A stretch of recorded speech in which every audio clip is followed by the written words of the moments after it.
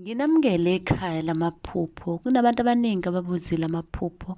Ngizolokhu ngithatha nga-one ngizophendula ngifake ku-YouTube. Uma uthi nawe unephupho uphuthuma ku-YouTube, mhlawumbe usuphendulekile. Uma ubuka ku-YouTube le video ngicela usubscribe. Uma ubuka ku-TikTok sifollowe ungi-inbox ucele inamba. Amaphupho ngokukhulelwa. Ingaba thini amaphupho ngokukhulelwa? Abike ukuthini empilweni yakho? Namhlanje uzokuzwa lokho, kodwa-ke qala ushaye usubscribe. Amaphupho okubika isisu noma ukukhulelwa. Uma uphupha izithelo eziningi ezahlukahlukene, kuyenzeka-ke uphuphe umuntu wakini noma umngane wakho okhulelwe. Uma uphupha udla izithelo kusuke kunguwena-ke ozokhulelwa noma-ke kanti vele usukhulelwe. Uma uphupha kubhukuda emanzini angcolile noma-ke udaka olunamanzi abishayo kulona, kusuke kunguwena okhulelwe. Uma uphupha ukuthi ukhulelwe kusho ukuthi-ke uzoba namawele ngelinye ilanga, ikakhulukazi-ke uma uphupha wona futhi. Kukhona abantu abakwaziyo ukuthi-ke baziphuphele bona uma bezokhulelwa, kodwa-ke isikhathi esiningi kuyaye-ke uphushelwe ngomunye umuntu. Kukhona iphupho othi-ke uma oluphupha usukhulelwe,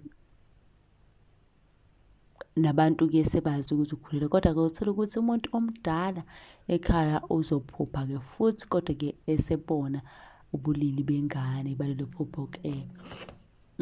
Kuney'nkolelo-ke zokuthi-ke lelo phupho lisuke lichaza ukuthi ingane iyisibusisa isuke uyiphiwe abadala, kodwa inkinga-ke iba lapho-ke le ngane uma-ke esizelwe ivamise-ke ukugula kakhulu, ikakhulukazi uma-ke ingahlawuliwe leyo ngane kubo lapho ezalwa khona. Izidalwa-ke zivamise ukuyibanga leyo ngane, futhi-ke nawe mzali wengane kufanele-ke ingane yakho uyibonge uma-ke isizelwe, ngoba-ke inenhlanhla noma-ke izobonwa kumele-ke uyenzele okuthize.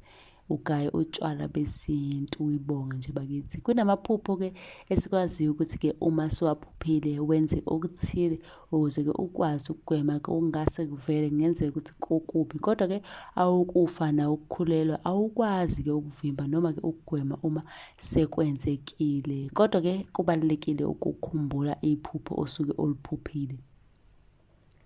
Ukuphupha omunye umuntu ekhulelwe, ukuphupha umuntu komunye nje okhulelwe, lokho kuyibika lokuthi kukhona into noma-ke izinto okungenzeka okungezakho ngokufanele, kodwa-ke lezo zinto zisezandleni zomunye umuntu. Kepha-ke esikhathini esingeside leyo nto izobuyela ezandleni zomnikazi wayo.